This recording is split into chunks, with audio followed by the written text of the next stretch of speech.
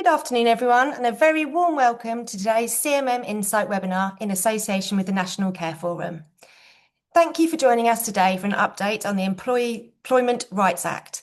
There's an awful lot to cover today, and as always, we've got some amazing speakers joining us who will be chaired by Liz Jones, Deputy CEO and Policy Director at the NCF.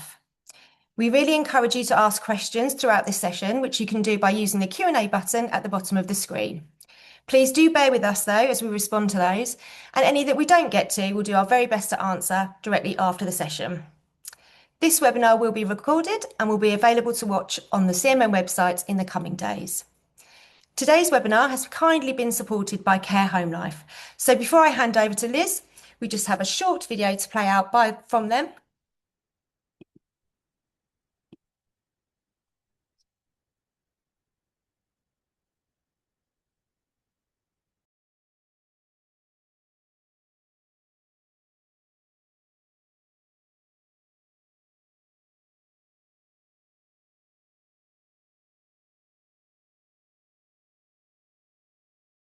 Thank you for the welcome, and thanks to everyone for joining us this afternoon. My name is Rob Atherton. I'm one of the marketing leads here at Care Home Life, and we're absolutely delighted to be sponsoring today's webinar on the upcoming Employment Rights Act 2025. So if you've yet to hear of us, Care Home Life is an award-winning supplier of medical, housekeeping, laundry, incontinence, equipment and furniture to care homes. So in short, we provide all the essentials needed to make life in a care home better for those who work and live there. And that's all with a view to fulfilling our purpose of honouring our loved ones with dignity. And as an accredited living wage employer, the fair and ethical treatment of workers is a subject very close to our hearts.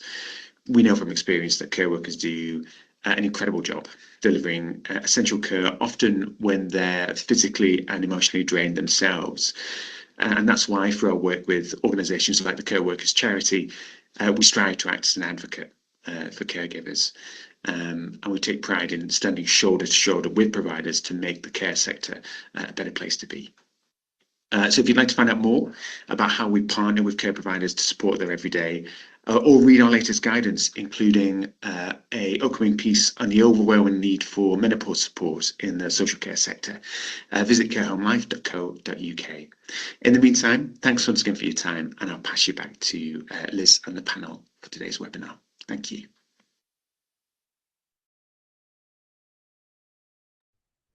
That's great. To find out more about Care Home Life, please head to the CMM website where you'll find all of their details. So now I'm going to hand you over to Liz, along with our speakers, to introduce themselves and get things started. Thanks, Liz. Thanks, Lisa. Hi, everybody. Good afternoon. Welcome to our session today. So this is one of our CMM webinars, which is focusing on some of the key elements in the Employment Rights Act, which was passed just before Christmas. We've got to stop calling it the Employment Rights Bill, which we were calling it by that name for a little while it was progressing slowly through its passage to royal assent. So this is a bit of a deep dive into some specific parts of that new legislation, with a focus on what we think care and support employers need to know. So I'm Liz, I'm the Deputy CEO and Policy Director here at the National Care Forum, and I'm joined by some colleagues from our members and from Anthony Collins Solicitors and one of my team as well, to help us work through consideration of 4 specific elements in the new legislation. So let's do some intros. Finn, do you want to say hello from the team? Hi folks, I'm Finn Turnerberry. I'm Workforce and Research Lead at the National Care Forum, and I sit across our workforce policy and our research work, as my title indicates. So happy to be here talking about the Employment Rights Act. Cheers. Thank you. Finn's done a lot of the heavy lifting for us here at the National Care Forum, looking at what's in the Employment Rights Act and how to translate that into accessible, useful, practical information for our members. So delighted Finn's with us. Then I've got Kate. I was not expecting to be the next one, Liz. Hello, I'm Kate Silver. I am the Director of People for Royal Star Garter. We are a charity that care for veterans and their partners living with disability and or dementia. Thanks, Kate. Phil? I wasn't sure you were going to call me next either. Good afternoon, everyone. I'm Phil Orton. I'm the Deputy CEO at Making Space. We're a national charity providing care and support to people predominantly with mental health conditions and learning disabilities, as well as community-based services. Thank you. Oh, clearly, I need to rehearse the order in which I introduce you. I'll add that to the list of learning. And then we've got Hannah, last but not least by any means, our legal eagle. Hello, thanks, Liz. Yes, so hi everyone, I'm Hannah Bollard. I'm a senior associate in the employment and pension teams at Anthony Collins, and we have been working with the National Care Forum as one of their partners over recent years, and covering a lot of what's going on with the Employment Rights Act, and also happy to be here today. Brilliant, thank you. Well, thank you all of you for joining the panel, and thanks to everybody who's joined the webinar to watch and listen. Just a couple of points of etiquette before we get into the topics that we're going to look at in more detail. There's a Q&A function that you should be able to see at the bottom of your screen, along with the other buttons. And that's a place that we'll keep an eye on for questions that you might want to ask our panel as we're going through the detail. The webinar is being recorded and it will be available on CMM's website later today. And if there are questions that we can't answer for any reason today, we'll try and give some answers in a follow-up. Hopefully, we'll be able to respond to the questions that you've got for us as you're listening. Please do make the most of having the panel here to ask those questions of. So we've got 4 topics that we're going to cover in our next 90 odd minutes. We're going to start by thinking about the changes to statutory sick pay that come into effect in April. We're going to then have a look at the provisions in the legislation around liability for third-party harassment. Then we're going to look at the reduction in the qualification period for unfair dismissal claims down to 6 months.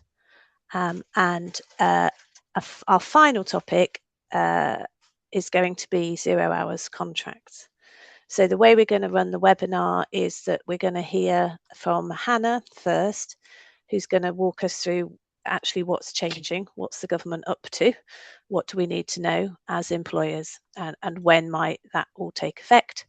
And then Phil and Kate are going to give us their perspective of what they think that means for their organisation, and a bit about kind of so what are they doing in response to that.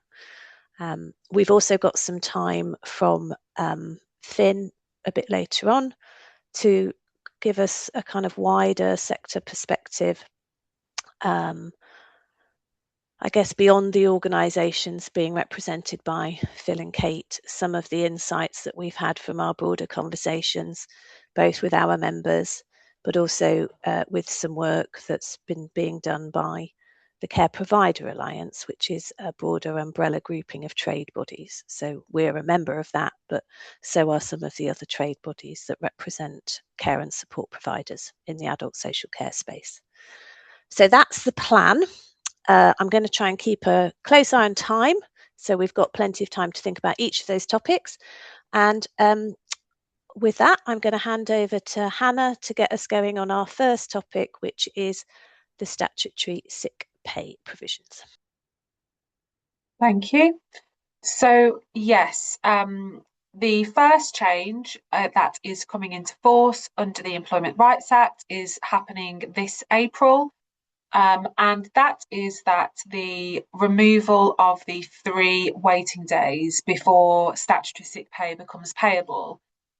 So effectively, statutory sick pay will be payable from day 1 of sickness.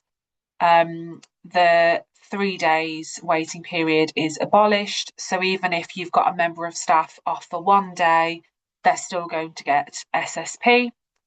In addition, the lower earners that were previously below the lower earnings limit will now qualify for statutory sick pay, but at 80% of their usual pay, also from day 1.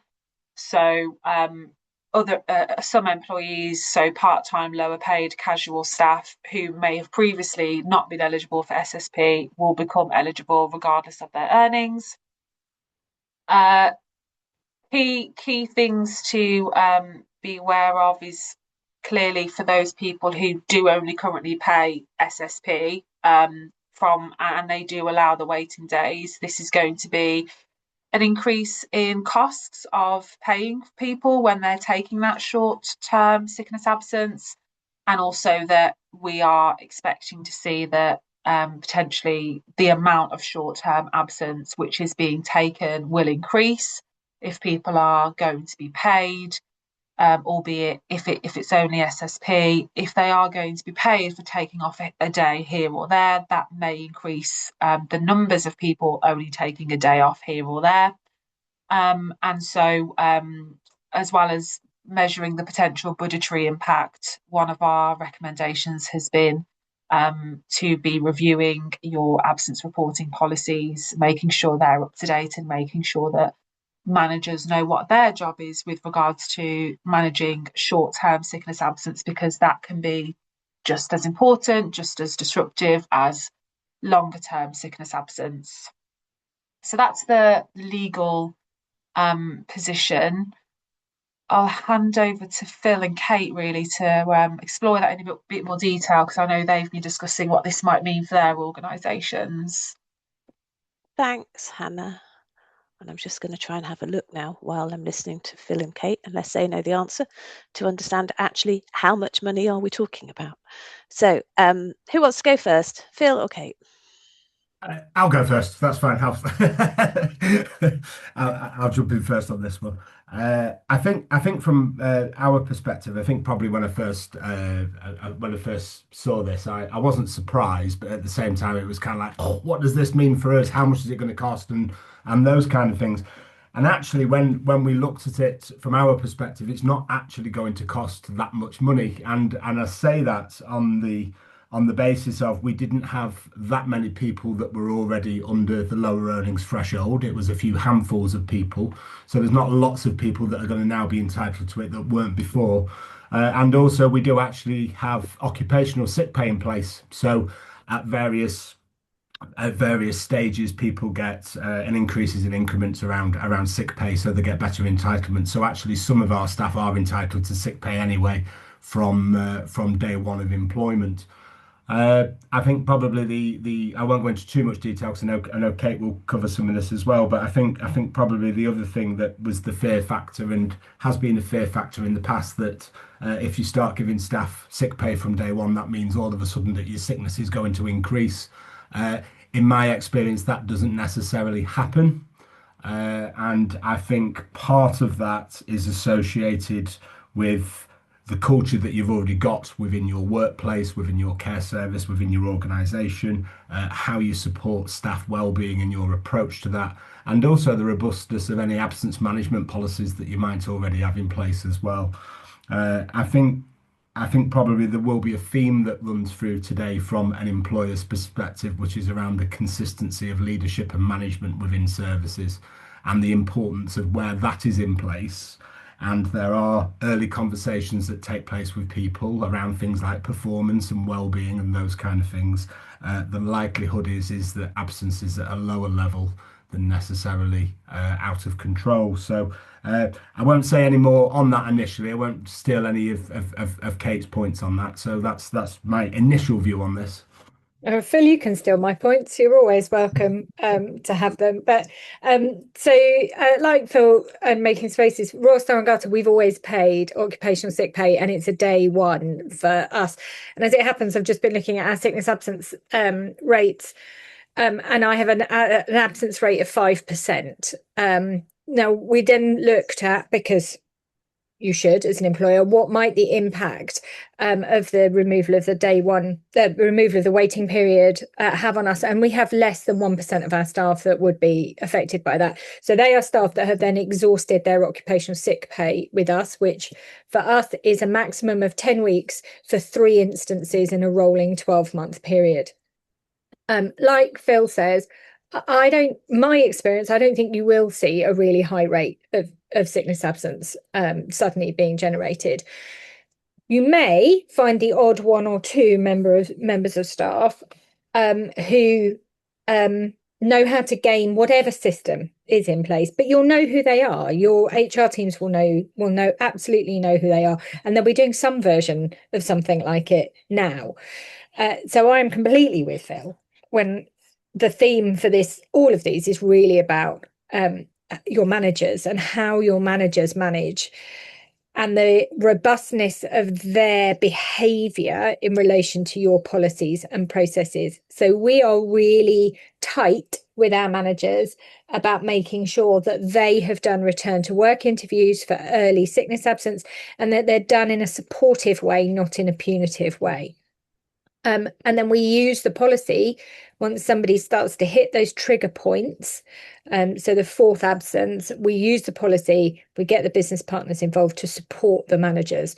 But the point is to come at it from a supportive perspective, particularly in the at the beginning, rather than a punitive one. Thank you, Kate. Thank you, Phil. I'm just having a quick look at the Q&A. So Hannah's confirmed to Penny that company sick pay isn't affected, and that SSP needs to be paid during probation periods. So as well as day 1 of sickness, day 1 of employment, SSP is entitlements. Let's have a look at some of the other questions. So Sarah says, is the Bradford formula still the best way to monitor sickness going forward? Thoughts? Probably, yes. It's an option that I think lots of organisations use. I think when managing sickness absence, a key question to ask is this person disabled within the Equality Act? Is their sickness absence, or has it been caused by a disability? And therefore, with whatever formula or approach you're taking, or what triggers and rules you have in your workplace, there's always the question of reasonable adjustments, making sure that you're making adjustments wherever someone's absence is being caused by a disability. Yeah. We don't use it. We might use it to inform conversations, but we work on trigger points, which then means we can adjust those trigger points. So for most people, that's 3 instances of sickness in a 12-month period. As Hannah said, if we've got a member of staff with a disability, be that a permanent disability or a temporary disability, so diagnosis of cancer, we can extend those trigger points. And we do, same process then applies if they breach their extended trigger points, but it gives us a lot more flexibility at the beginning. And I'm with Hannah, it's about trying to understand where the absence is coming from. Yeah, and I'll add to that as well. In my quite long career now in HR, I've never used the Bradford factor because I've always found that other methods are very effective, and we apply the same approach as Kate does as well. So I am aware, of course, of lots of organisations that do use it, but I think it's helpful sometimes to get a context maybe of somebody's absence or something like that. But I wouldn't use that as the main source of looking at somebody's absence. There's far too many other things to take into account. Yeah, thank you. Can we insist on a fit note from day one? No, the rules around medical evidence providing fit notes from GPs will remain the same. So that's still only asking for fit notes if the employee is off for more than 7 days in a row. Thank you. I think I have to say on that as well, Liz, I think that's putting unnecessary strain on GP services to expect to get a sick note from day one for somebody as well. You can get them, you often have to pay for them. And I'll be honest, it's few and far between the amount of times we've actually done that over the years. I think better ways of managing people's absence and consistency around it is often the better way of dealing with absence problems rather than insisting on sick notes. Yeah, we just had a member of staff who could not get to see her GP even after that 7 day point, and ended up providing a private GP fit note because she just couldn't get to see her NHS one. So I think to turn it into a day one thing would be really tricky. Thank you. Jessica asks about casual workers. She says all casual workers will qualify for the SSP without having contracted hours. It's quite a technical one. How would this be reported on their earnings of 80%? I think that one might need a bit more detail.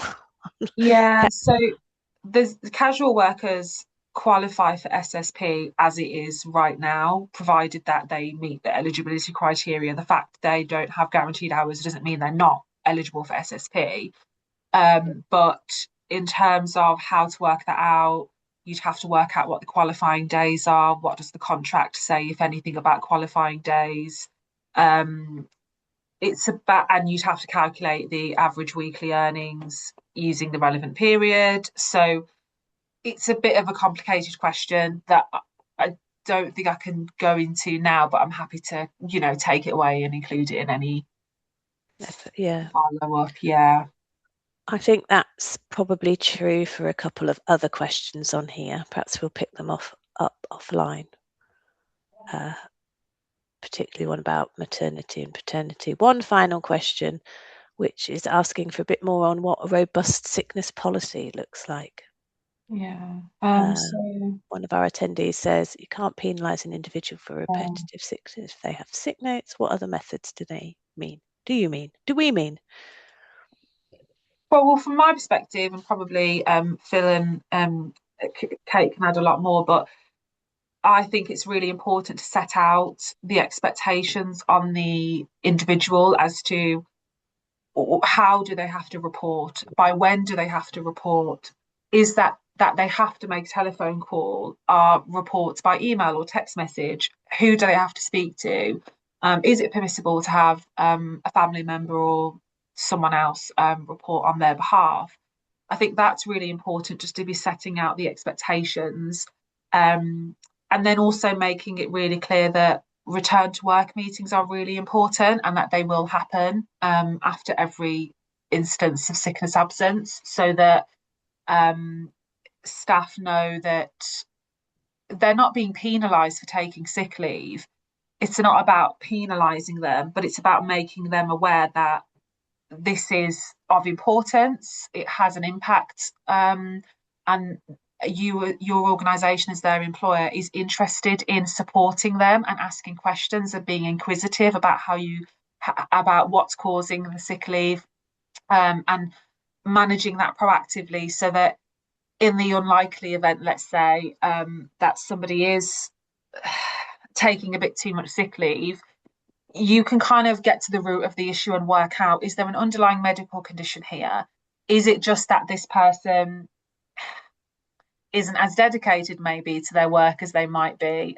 I think it's really important, just that there is that inquisitive approach to it, and that staff know there'll be follow-up, but like Kate said, from a supportive angle. Thank you, Hannah. Is it worth just adding to that as well, Liz, that just going back to what the question inferred, that you can't take any action if somebody's got a sick note. I think that's, Yeah. that's wrong. And clearly, all of the action that we always take is generally with people that have got sick notes. And of course, if you've got any doubt that a person's sickness isn't genuine, then it's more of a conduct issue, and it will be dealt with outside of the absence policy.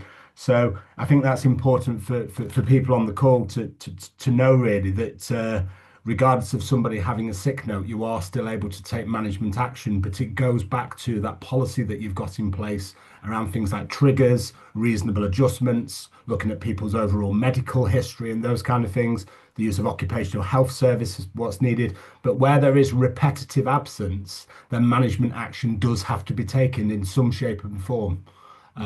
So I think that's important to know. A sick note isn't a get out of jail free card. Yeah, absolutely. Phil, I was about to say exactly the same thing. So if it helps to know what ours looks like, on the third instance in a rolling 12-month period, it will be a return to work interview and a cause for concern letter issued to a member of staff. If we don't understand, so this assumes that we don't know about any underlying health condition. So we've not made any adjustments at this point in time. And we're likely to also do a referral to occupational health at that point in time to have the supportive conversation about, is there something else? Is there something underlying? Fourth would be, is a first written warning. Fifth, I might have just got my numbers wrong. Yeah, no, fifth is a final written warning, I think. Anyway, if you have seven absences without any underlying causes and no reasonable adjustments needing to be made and occupational health being involved, you will be dismissed by us on your seventh absence. So it might be 4 gets you a cause for concern, 5 first written warning, 6 final written warning, 7 is dismissal. 7 is There you go. dismissal. Thank you. But can I just really emphasize the point that it comes from a supportive perspective? So there does have to be the conversations about, is there something else going on? And is that a permanent thing? Is it a temporary thing? Is there something you know about, something you don't know about? Thank you. I will move us on. I'm just going to make one observation around costs. So the latest Skills for Care data said that 2/5 of employers, as at March 25, in social care, said that they do pay people more than statutory sick pay. So that leaves 3/5, 60-odd%, who don't. So there is going to be, I think, a cost impact for those organisations that don't currently pay above statutory sick pay. And that's something that you'll want to be mindful of. Okay, there's a couple of questions in the chat that we'll have a look back at if we get a bit more time. I'm going to move us on to our next deep dive, which is liability for third-party harassment. Hannah. Yes, thank you. So yes, this is part of the protection that the government is putting in place for staff against harassment. So currently, if an employee or worker, regardless of their status, if a staff member suffers harassment of any kind in the workplace from a fellow worker, they can bring a claim against the organisation in relation to that harassment. So that's sexual harassment, harassment related to any of the protected characteristics. It could be harassment related to race, religion, and so on. But we haven't at the moment got employer liability for third-party harassment. So in October this year, that is going to change so that employers are going to be potentially liable for third-party harassment, which means harassment that an individual suffers from a third party, which basically means I've suffered harassment, but it's not been done to me by my employer or anyone else that works with me that's also employed by my employer. It's someone else that I've come into contact with through my work. So it could be in a care home setting, it could be a resident, it could be the friend or family member of a resident that is at the home that day that interacts with one of your staff members. It could be a contractor doing a job on site, fixing something, repairing something, maintenance, that's actually employed by somebody else that's on your site. It could be an agency worker. They are employed by somebody else, but they're in your work environment. And the key thing is that the employee can bring a claim against your organisation, even though arguably you have limited control over what those people do. Now, there are various ways you can take steps to try and reduce the likelihood of harassment taking place, but you're limited. So there is EHRC guidance setting out various steps that employers should take for preventing harassment. Which includes conducting risk assessments to identify any harassment hotspots or scenarios such as lone working, where the risk of harassment might be higher, and what steps or mitigating actions you might put in place to try and reduce that risk of that taking place. Some organisations are reviewing what communications they have in and around their workplaces to the people that they care for and anyone else that comes onto that site, in terms of communicating that this is zero tolerance space in terms of harassment towards your staff members, and actually any harassment will be reported. We will deal with that robustly, appropriately, so that staff know, okay, at least my employer is trying to take some steps to protect me, and I know that if I do report harassment from a third party, my employer is going to investigate that and take appropriate action. And training for managers, making sure that they know how to appropriately receive reports and what to do if they receive a report of harassment in the workplace. So there's lots there. And in addition to that, if an employer doesn't take reasonable steps to prevent harassment, then that can have an impact on compensation and the financial element of a claim if it goes to tribunal. So it's not that it represents quite a sizable shift, really, in terms of bringing into the realm of potential employer liability the actions of other people who aren't necessarily under the actual control of the employer. So thinking about what you can do with regards to speaking to the agencies about what standards of behaviour are expected from the staff that they send to you, the agency workers that they send to you, thinking about what the consequences might be should they send an agency worker to you that then does go on to commit harassment. These are all the types of questions to be asking.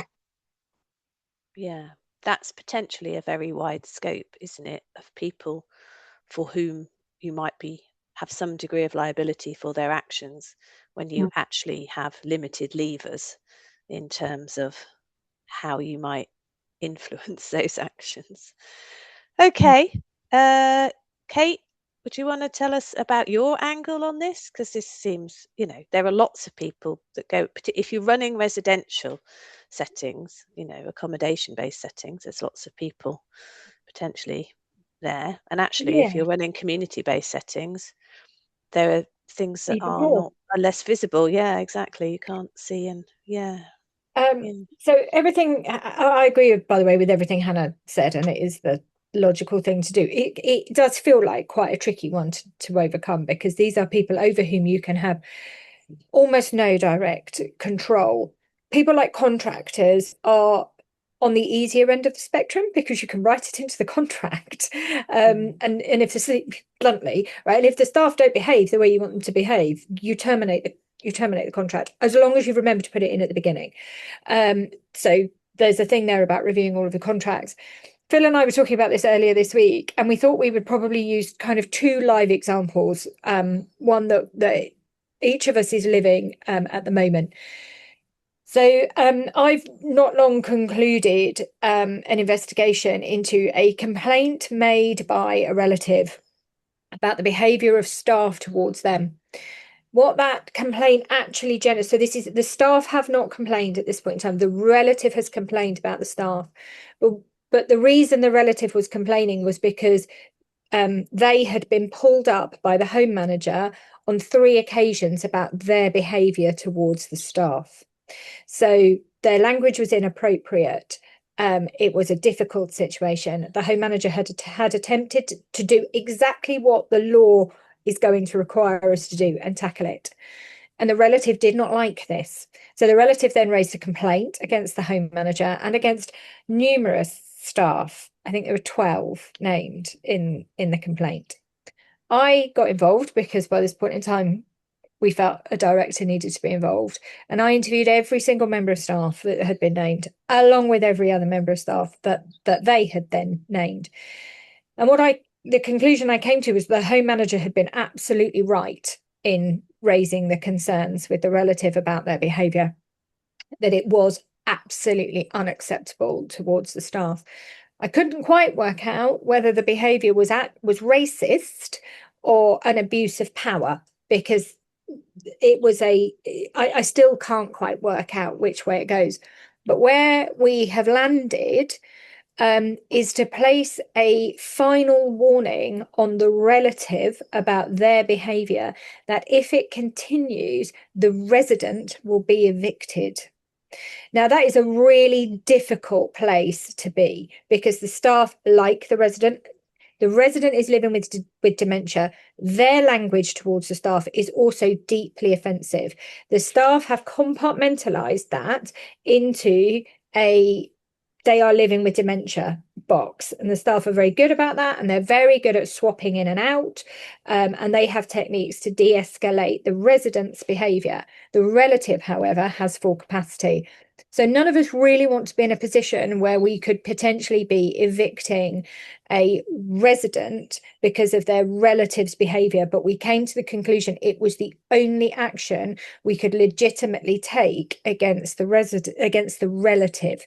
Can't bar her from the home. That would be a breach of the resident's human rights. It gets very complicated, so that's where we landed. The resident is social services funded, so we also had to have social services involved in this conversation, because, of course, the eviction notice would not be placed on the relative, it would be placed on social services. But we're living this, right? We've literally just lived this. It's not acceptable to treat our staff like this. My staff are fantastic at understanding when people are living with dementia that causes changes to somebody's brain, and it may cause them to behave in a way that they would not have otherwise done.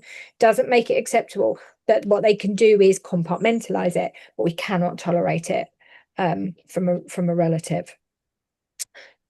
The big learning from us in all of this is what we hadn't done is place on the relative a behaviour contract at the point that the resident moved in. So the thing that we've now got to do as an organisation, which we're working through now, is adjust our welcome to Royal Star Garter. Your relative has moved in with us. So this is the information that goes to the relatives, not the resident. It's in the resident guide, but it's not in the relative guide. This is what we expect from you. And it's a much more of a form of a behavioural contract. That's a real life example. Thought it might make it easier to connect with. Thank you. Goodness. What a set of options. Okay. Yeah, none of them are particularly palatable, but Phil has an equally. Oh, good. Phil. This has got several actually, but due to an ongoing legal case, I can't mention some of the detail. But I think probably just to start off for us, we've recently done a staff survey, and every year as part of our staff survey, we look at fair treatment at work, bullying and harassment, discrimination, that kind of stuff. So ahead of these changes coming in place, and actually what came in place last year, we've started to ask some specific questions around sexual harassment at work. So that's part of our response to this, to understand what's actually going on across the organisation at the moment and how people feel about that stuff. And you know, it's always surprising when you see this stuff, because you might think, well, it doesn't take place here because, you know, nobody ever says anything, all the staff seem okay, you know, and all that kind of stuff. But, you know, out of over 1,000 people, we've had over 3% of people come back and said they've experienced some kind of unwanted behaviour of a sexual nature in the workplace over the past 12 months. And of that, more than 80% of people reported it. So from our perspective, it's good that we have got effective speak up policies in place, that people do feel that they can actually share this stuff. So I think from an employer's perspective and preparing yourself for this, really, really important that you've got good, effective speak up policies in place, whistleblowing policies, whatever you want to call them. We try to we try to create an environment where people feel that they can raise things informally. I think sometimes whistleblowing policies, people feel, oh, this is going to go that way, and we don't want to say anything about it. And from just a previous employee example, we had a case less than 12 months ago where three individual colleagues experienced sexual harassment at work from a male colleague and didn't report it. And they didn't report it for some time until another colleague who wasn't involved in it did. And the reason that they didn't want to report it is because they didn't feel they'd be taken seriously. And that was a real telling sign for us that we need to do something a little bit different here. So that was something that happened a while ago now. And just when I mention that, I think there is an importance here for employers in particular, and that's everyone, on this call, that it's all right looking at these cases when they happen and saying you're taking actions, but as part of this new change to the legislation, there's a requirement that you take all reasonable steps. Now, all reasonable steps would be checking several months down the line that the actions that you said you were going to take have actually been taken and they've actually embedded and they've changed in practice. So I think it's really important that from these examples that happen for employers, there is a follow-up review and you can actually evidence that you've done something about it and you've checked on it later to provide that assurance. So I think that's really important.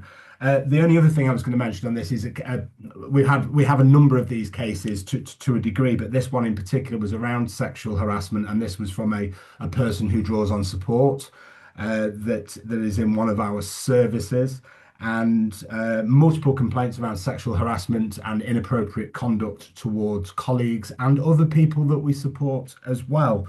And it's been quite a challenging process. We had behavioural contracts in place, and we have behavioural contracts in place for all the people that draw on support within our services. Now, for some services, that might be a tenancy agreement because we have housing providers that work with us, or it might be that we actually own the premises as well. But we always make sure that we've got those behavioural agreements in place, that they're robust and that they will legally stand up. Now, we've had to go through a process of trying to evict somebody from one of our services, and it's been going on for nearly 12 months to remove them from the service, and it's very, very difficult to do.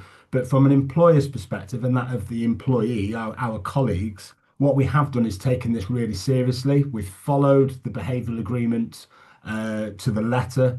We've taken the steps that we needed to, and we've worked with other partners, including the police, social services, etc., to try and bring a conclusion to this. But sometimes it's not that easy. But the important thing for us is we're taking those reasonable steps and evidencing them to ensure that we're doing right by our staff. Thank you. Yes, a really good point about evidencing it as well. And there's a bit of love in the chat for the tips around behavioural contracts. Thank you. There's a couple of questions. When does this take effect, Hannah? When does this? So this is October this year. October 26. I should also say one thing I didn't say was that from April this year, so earlier, anyone who raises a complaint of sexual harassment, that is automatically going to be a whistleblowing disclosure. So, the language around what is a whistleblowing disclosure and what's a sexual harassment complaint, and if there's any difference, that will kind of fall away, really. If somebody raises a complaint of sexual harassment, they've done whistleblowing and they're protected from suffering any detriment or any dismissal because of that. And that's an April change. But yeah, with regards to third-party harassment, and then what Phil said about that duty to take all reasonable steps to prevent sexual harassment, yeah, those are October changes. So before I'm going to move us on in a minute, but one point from Sarah in the Q&A is around training for staff. Clearly, yes, I think we do need to do training for staff. Is there how often are you planning to do that for your staff, for your workforce? Are you going to do something annually? What do you think what do we think's reasonable? We're running updated sexual harassment training at the moment, and actually we did do briefings last year when the law changed and those kind of things in preparation for the change of policy. But we are doing updated bullying and harassment training with a particular emphasis on sexual harassment in the workplace as well. So we're doing that to all managers at the moment, and we've also got an e-learning module which is now mandatory for all staff across the organisation as well. So everyone is receiving some form of training. We've done the same. Started it last year when this first came about, and then continuing it, and they'll repeat the e-learning annually. Good. Thank you. Very helpful. It's really good to share people's practice. I think that does, it reassures and it gives people ideas of how they might prepare for this. Okay, so our next topic, Hannah, is the reduction in qualification period for unfair dismissal claims. Yes, so this relates to how much continuous service an employee must have before they can qualify to bring an unfair dismissal claim if they are actually dismissed by their employer and they're unhappy about that, or if they feel that their employer has treated them so badly that they resign and then claim constructive unfair dismissal. Currently, and for a long time, that qualification period has been 2 years. So at the point of dismissal, the employee must have had 2 years continuous employment before they can claim unfair dismissal. The big change is that qualification period is reducing to 6 months. And that is taking place. My current understanding is that is going to take effect from the 1st of January 2027. So that potentially is going to be, if that is the date, and we're awaiting final confirmation from the government on that, but working on the basis it's the 1st of Jan, that will then affect your new recruits, whoever you employ with a start date from the 1st of July onwards.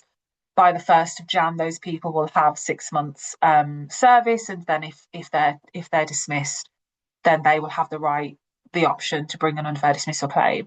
So this obviously concerns those dismissals where the person is unhappy, and you know, you would think that if you followed a fair process and you had a fair reason for dismissing that person, and your appeal process has done the job it was meant to, you would hope that someone wouldn't bring a claim. But it means that a lot more people are going to be eligible to bring this type of claim.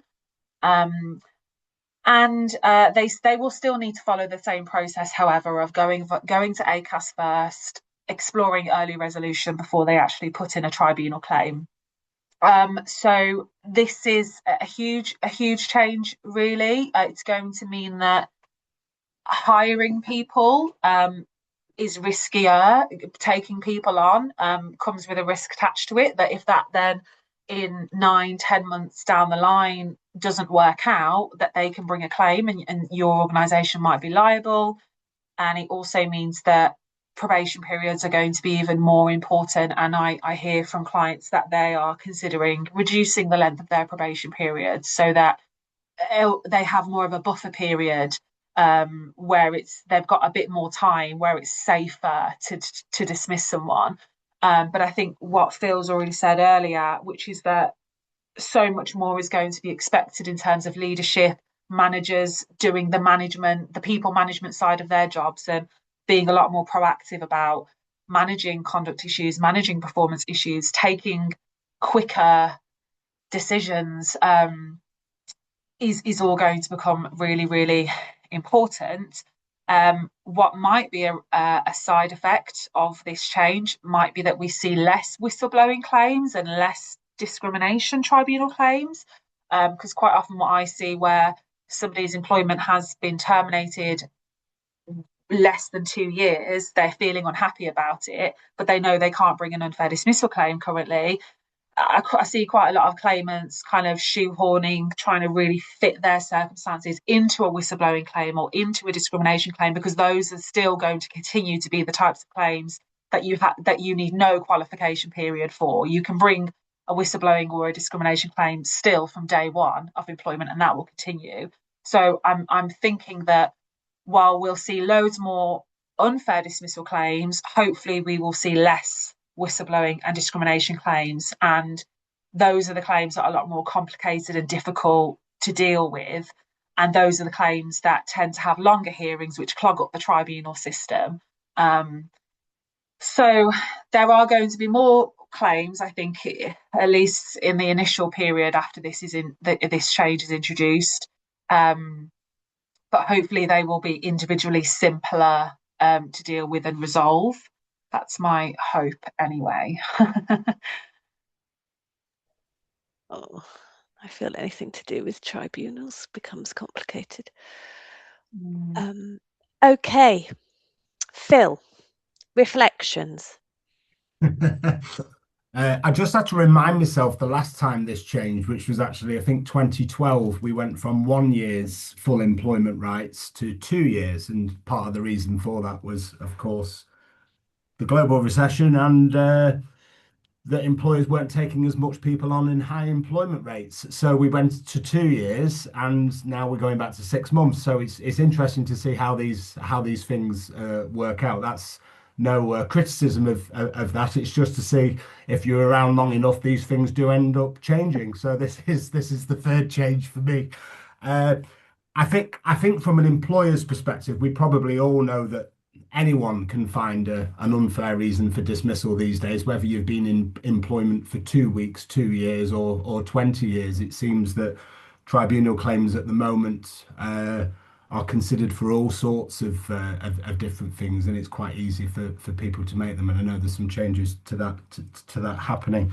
I think from our perspective, in reality, at the moment we have a 6-month probationary period, which is extended by a further 3 months.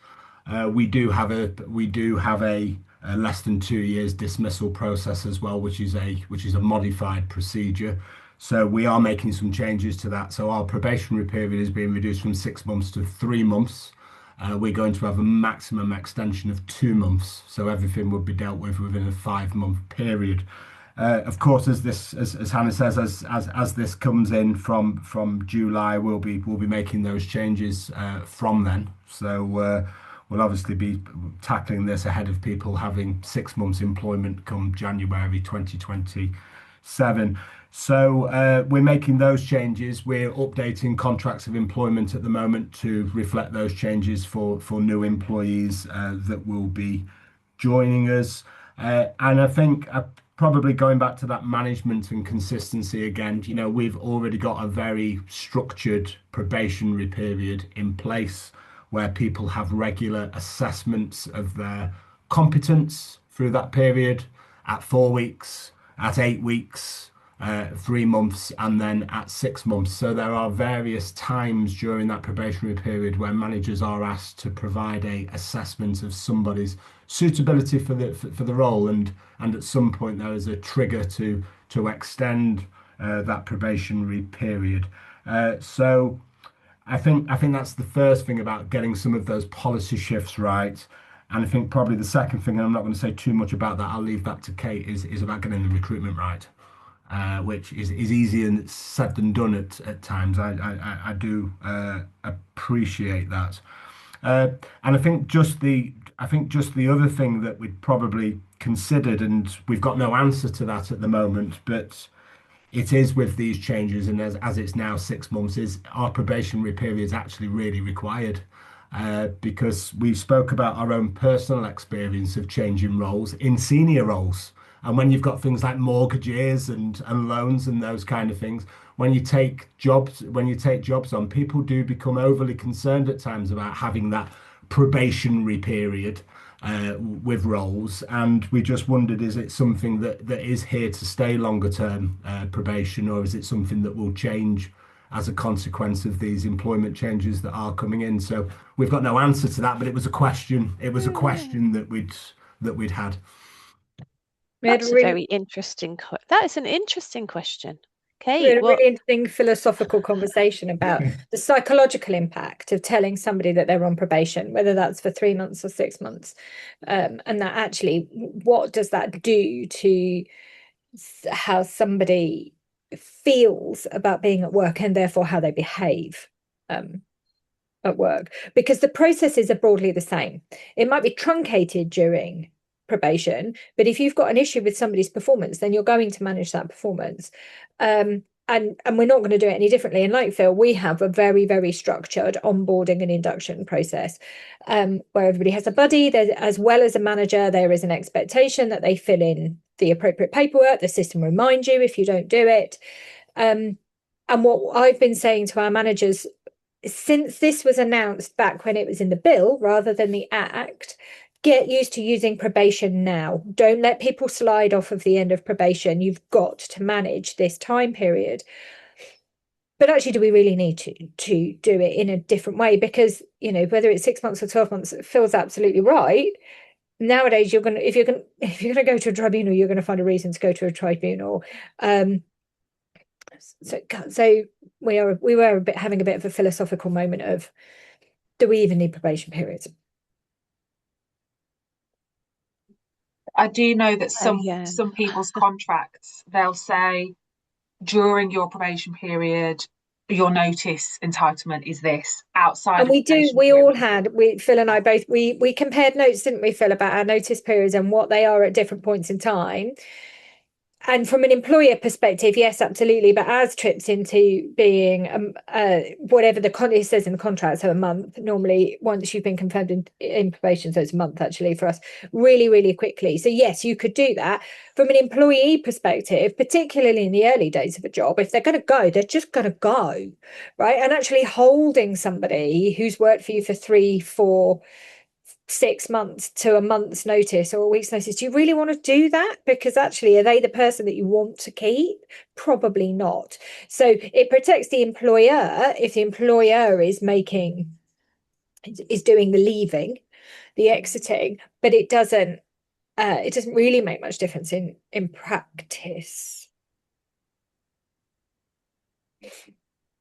Hannah, you've answered a question in the chat, in the Q&A, about workers versus employees. Do you just want to explain that a little bit to colleagues on the call?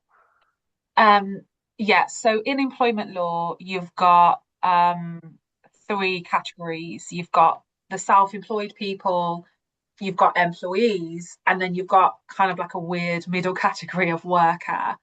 And the difference between employee and worker can be really difficult to work out. There's a lot of blurred lines between them, and there's various different case law and tests as to what is an employee. So your employee is kind of like your gold standard. They get absolutely everything in terms of entitlements and rights, but also you as the employer you have quite high expectations of them. You have a high level of control and expectations on them in terms of where they are, when they are doing their job, and so on.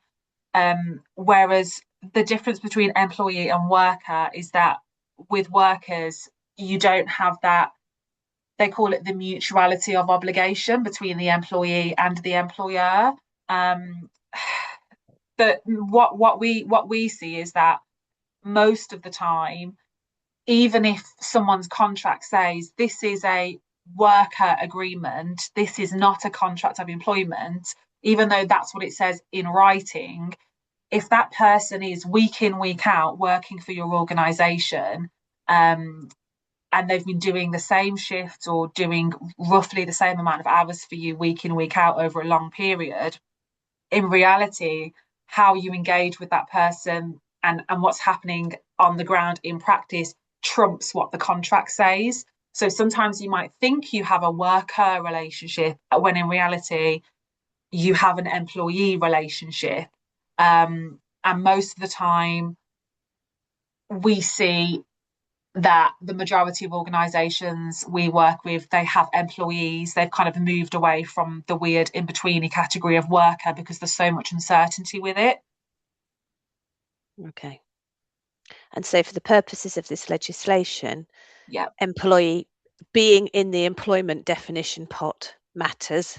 Yes. And potentially if an employer tries to put them in the worker category pot, but they're actually an employee in the employee category pot, then this legislation will support them as an employee. Exactly. Yes. Okay, thank you. I'm going to move us on to 0 hours contracts. And then Finn and I are going to, and then Finn's going to talk to us a bit about other bits of the sector and what he's learned from our kind of CPA work. I think there's still a few things that people are asking about some of the aspects we've looked at previously. So let's talk about 0 hours contracts, because there are bits of our sector that use a lot of them. Yeah. So when I talk about 0 hours contracts now, I'm talking about, you might call them your casual staff, you might call them your bank staff, and I'm now talking about both employees and workers. So this is a piece of the Employment Rights Act which is applying to both workers and employees in exactly the same way, and also applies to agency workers as well. And I'll go in to explain that. So the government, before they were elected, said they were going to ban exploitative 0 hour contracts because of overuse, because of what they perceive the unequal distribution of power between employer and employee, and the fact that from their viewpoint the flexibility is unequally distributed, disproportionately onto the employer, and leaves the employee in a difficult position. So they haven't banned 0 hour contracts, but what they're doing is they've placed a new duty on employers to offer guaranteed hours contract when certain criteria is ticked and satisfied. And now, in terms of implementation date, we have 2027. That's all we have at the moment. We don't know what part of 2027. The roadmap that the government released just says 2027.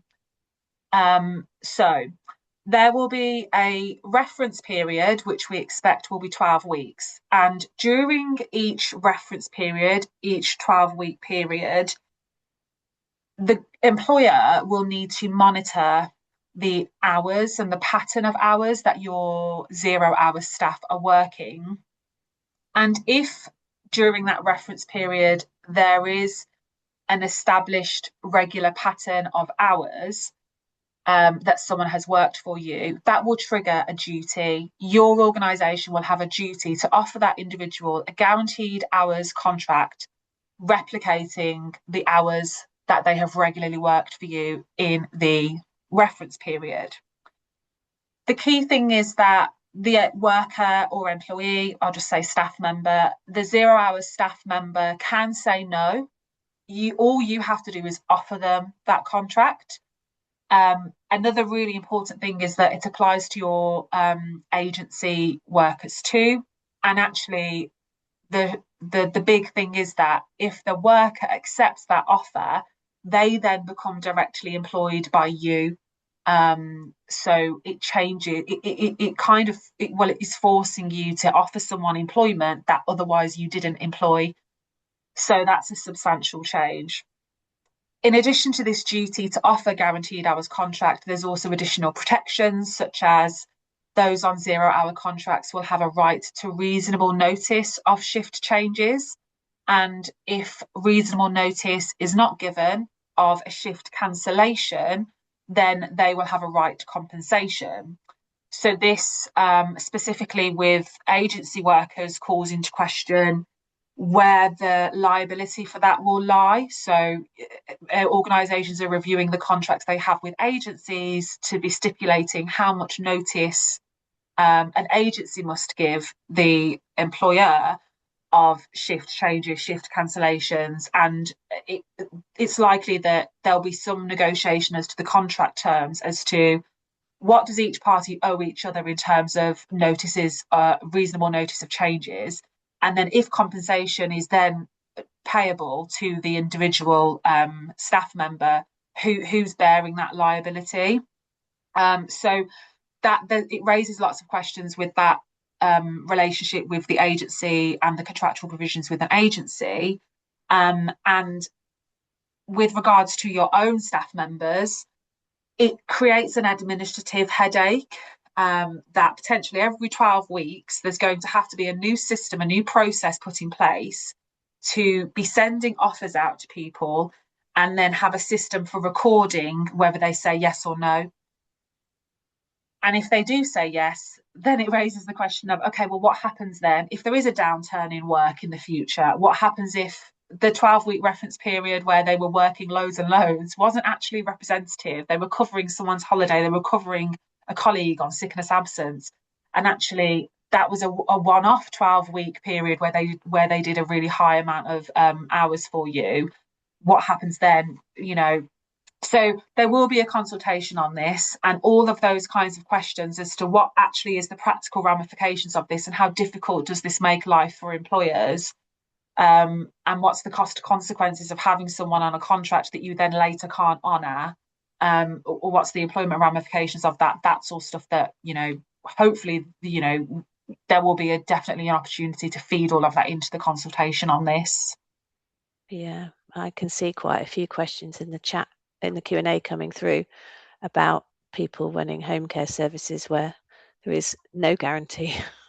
I mean, there's no guarantee at the best of times, is there? Particularly somebody's put the scenario of a carer working a lot, and then that customer then passes away suddenly and you've still got them.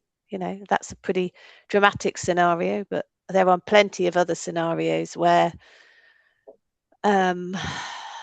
particularly with local authority commissioning, they're not paying for you to have the workers, they're paying for you to deliver a specific number of hours of care, and that is very variable, isn't it? Exactly. Yeah, it's not conducive. It's not. It doesn't match up to the way that home care works at all, especially when it's commissioned by local authorities. Certainly, if someone that's receiving care suddenly goes into hospital, or they go on an extended period of holiday or something, with a relative or a friend that's going to, remove the need for that care or whatever for a period of time, that the flexibility exists. 0 hours contracts are used in that context because they serve a purpose, because they suit the way that the work is commissioned and the specific unique nature of that work, of care work. And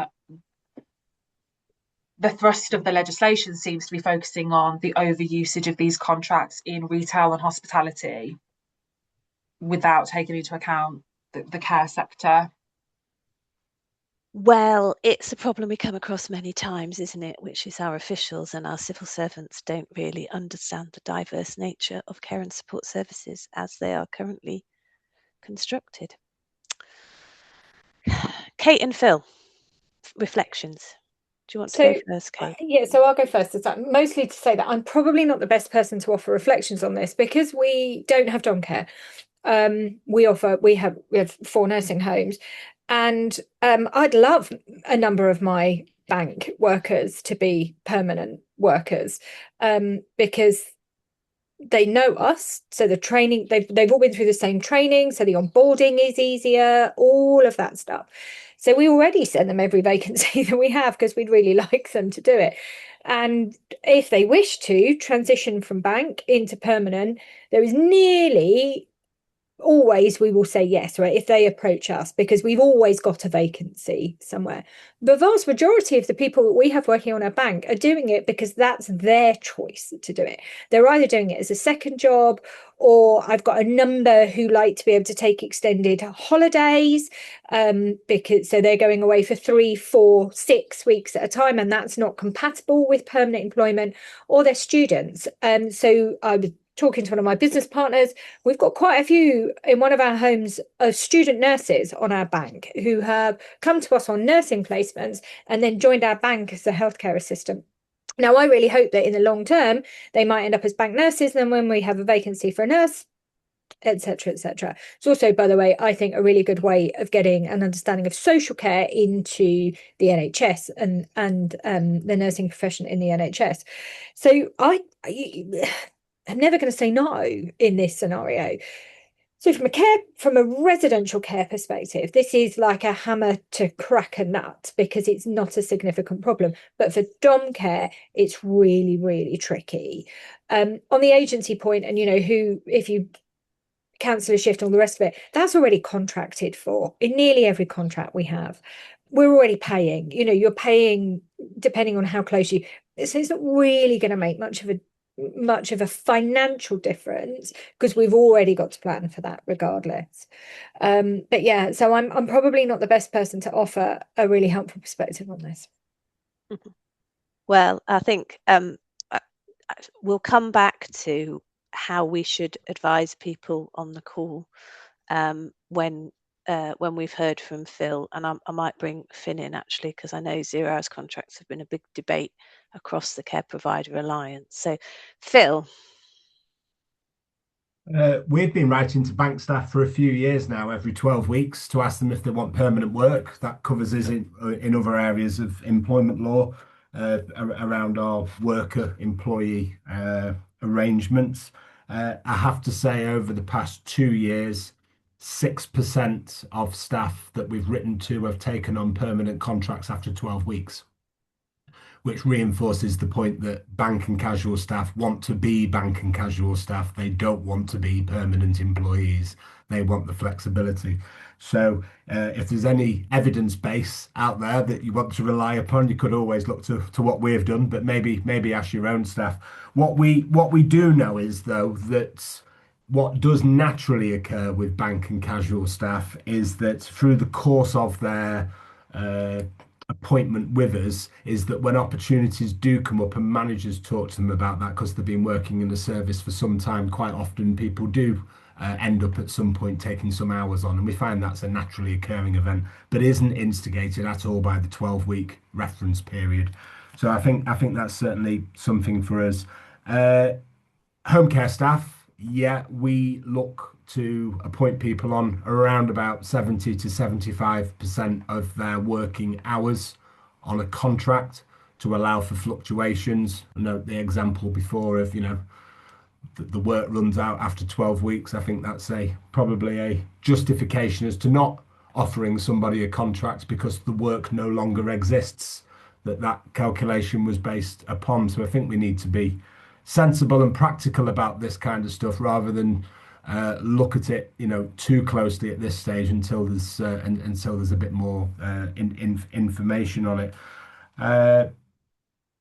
I think the other thing for us, just around agency, what Kate's mentioned, there's been cancellation periods in agency contracts for many, many years. And if you cancel agency within 36, 24 hours of a shift, the likelihood is you will have to pay a percentage of that shift, up to 100% of that shift.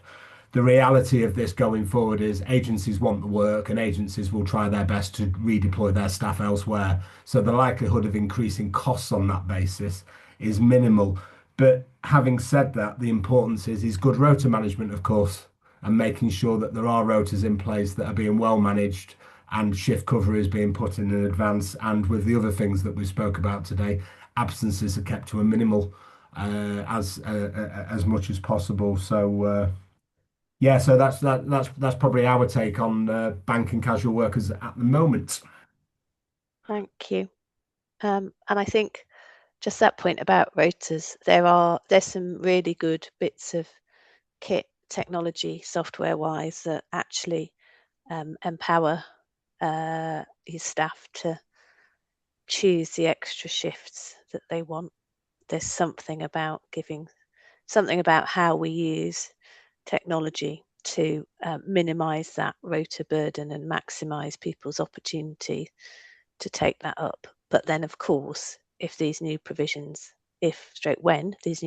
come in, depending on how they come in, then if your bank staff are part of that, have access to that tech, then you're going to need to find a way to monitor it, evidence you've offered a contract and captured whether or not people did or didn't want that.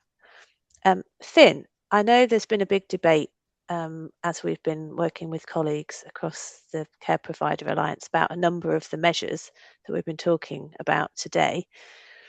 I can imagine that the 0 hours contract's been a very hot topic with our home care colleagues. Is there anything you want to add to the reflections?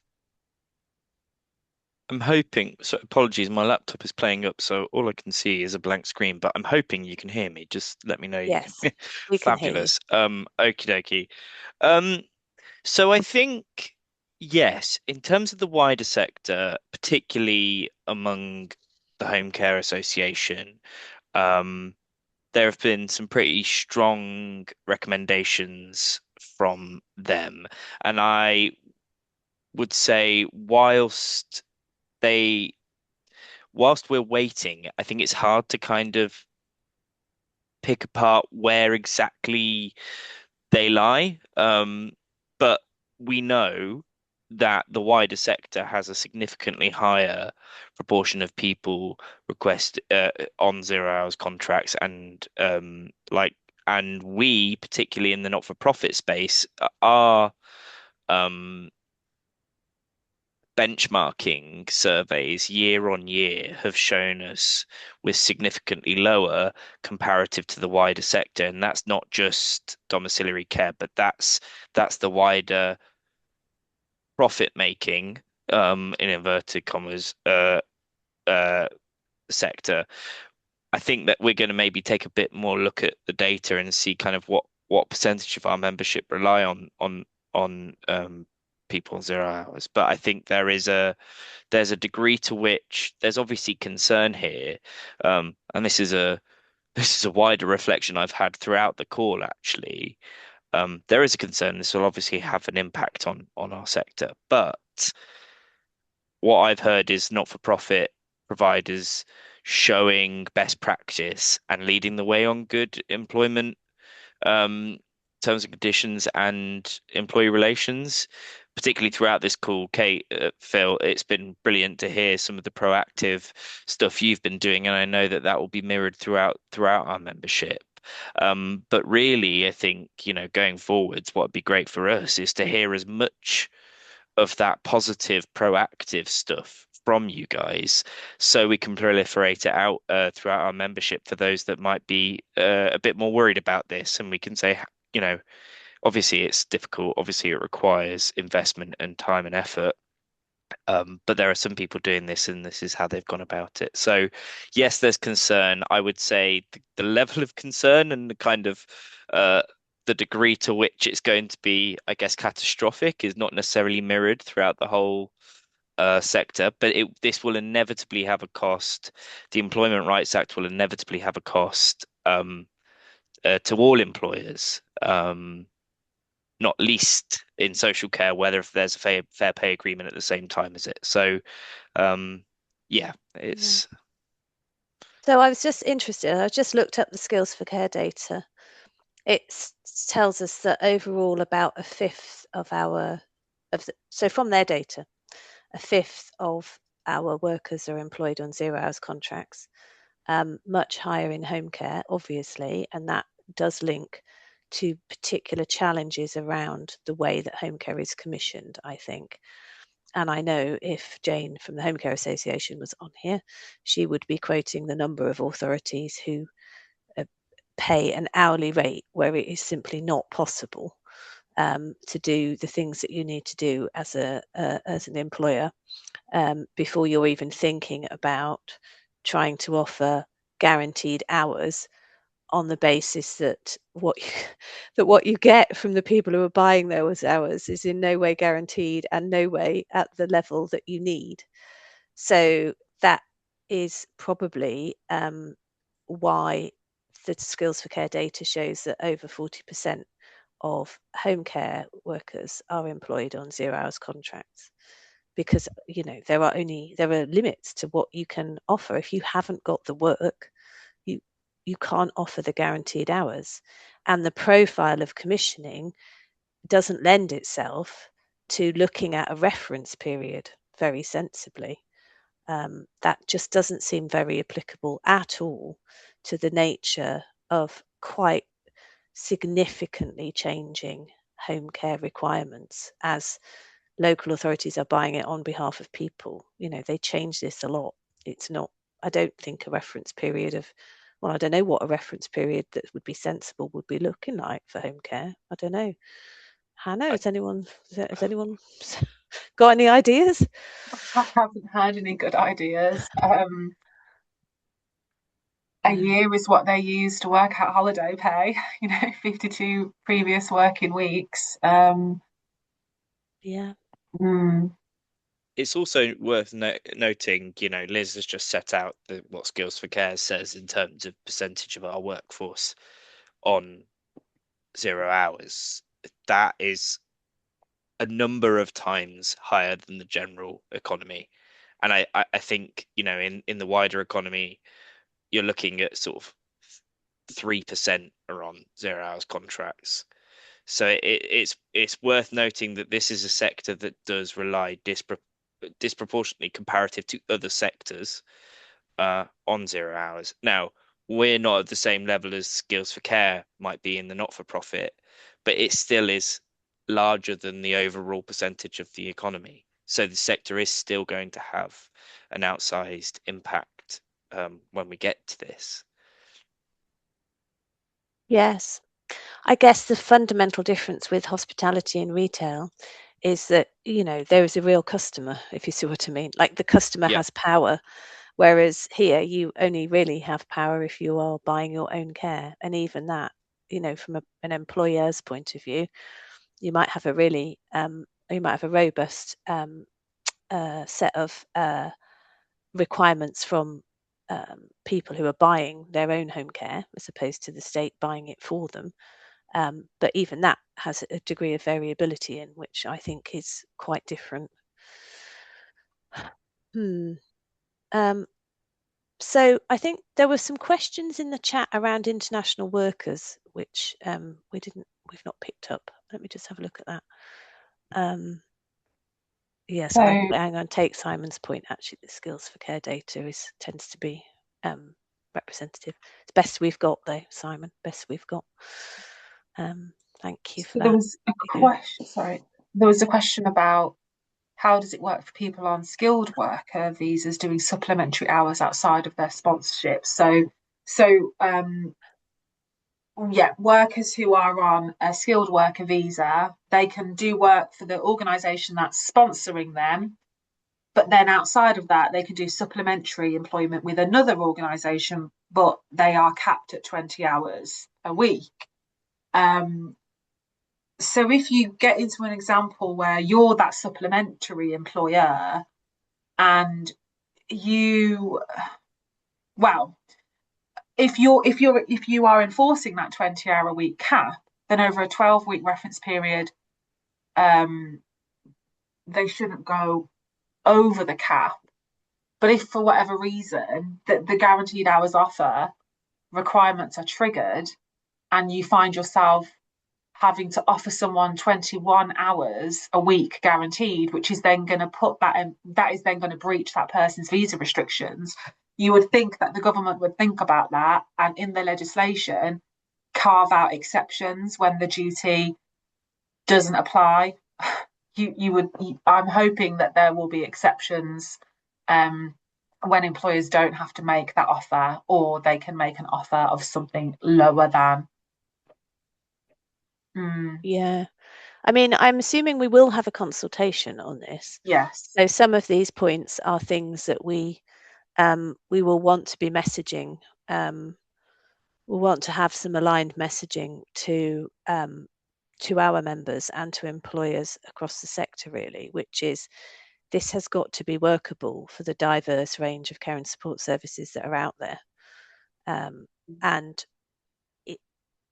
it comes back to you can kind of see people trying to make the policy based on their limited understanding of how it actually works in the real world. So I guess if you've never had anything to do with home care services, it might not have occurred to you. But our opportunity is to say that point you made, actually, Hannah, for instance, that we use a 12-month period for other things. Actually, maybe we could have something a bit more realistic, because I understand the policy making is really trying to. It's probably what they used to call nudge policy making, isn't it? Where you make the bureaucracy so difficult that people just don't think about 0 hours contracts. But as Phil and Kate have both shown us, some people do want them, and employers often in other scenarios in different types of care and support services can't really offer them. So yes, let me just have a look in the chat. There's some questions around. There's a question from Ellie about sponsorship workers. Oh yeah, okay. So that's where they're the supplementary employer and the worker's not being given full-time hours by the main provider. I feel this is back to your carving things out a bit, Hannah. I believe this in supplementary employment, the cap still applies, I believe, regardless of the number of hours that they're being given by their sponsoring employer. Yes, in theory, like the hours they've been given in theory, presumably. Yes. Yeah. Let me just have a look. Oh dear. Namita's then asking, does this mean if we've got to dismiss staff if there's not enough hours, fundamentally? And I think that is the problem that we're thinking about here. Yeah. With a fluctuating amount of work, that unpredictability, you're constantly going to be in a position where you're thinking, right, do we now need to consult with staff on reducing the hours? Because the alternative is reducing the number of staff, and that means redundancies. Yeah, which brings in some other measures that we haven't talked about. It wouldn't be a dismissal, would it? It'd be a redundancy. Yeah. With a cost. Oh, that's a whole complicated, especially with the points around when could variations be. What was the term? Restricted variations. Restricted variations. Oh, that's a whole other webinar. That was Finn. why I had my hand up to say is that unfortunately, I think that then brings in the measures that we're talking about in the upcoming consultation, which is going to be the change. I think it's the whole consultation is called changes to expenses, benefits, and shift patterns. But I would imagine that that would come under changes to shift patterns. But, and I suppose that anyway, this is for another consultation, which there's an awful lot, isn't there? And I think it can feel quite unrelenting and just insurmountable. But hopefully, when we're breaking it down like this, you folks can kind of package it up into phases and think about it in that context. Well, indeed, we've set a whole other can of worms off there. So, and Simon has an interesting idea. Perhaps we just contract with the staff for a shift, per shift. I mean, I feel that the whole pattern of employment is going to have to change depending on what happens with this. Anyway, so I hope that you all feel that we've had the opportunity to have that deep dive into our 4 areas. So SSP, liability around third-party harassment, unfair dismissal, reduction in the qualification period for unfair dismissal claims down to 6 months, and the 0 hours contract, which we haven't actually seen the definite proposals yet. So this is to say something will be coming from the government, and we need to be ready to tell them what we think and what is workable. Finn, final word from you before I wrap up and thank everybody. I was just going to do another plug for a webinar to get ahead of statutory sick pay. So there's one tomorrow if you want to do a deeper dive, also with Anthony Collins, on statutory sick pay with the wider Care Provider Alliance. So keep an eye out to get ahead of the curve on that. And I'll be there too, as will Vic, our CEO. Brilliant. Great point. And also Anthony Collins have a fantastic employment rights legislation hub, which Hannah will be able to point us all to. So I know there's a few questions unanswered. We'll see if we can do anything to answer some of those in the Q&A. But yes, the SSP webinar tomorrow might be really great for those of you that still got questions. So thank you, everybody. Really appreciate you taking the time to listen. Thank you for all your very sensible questions and observations.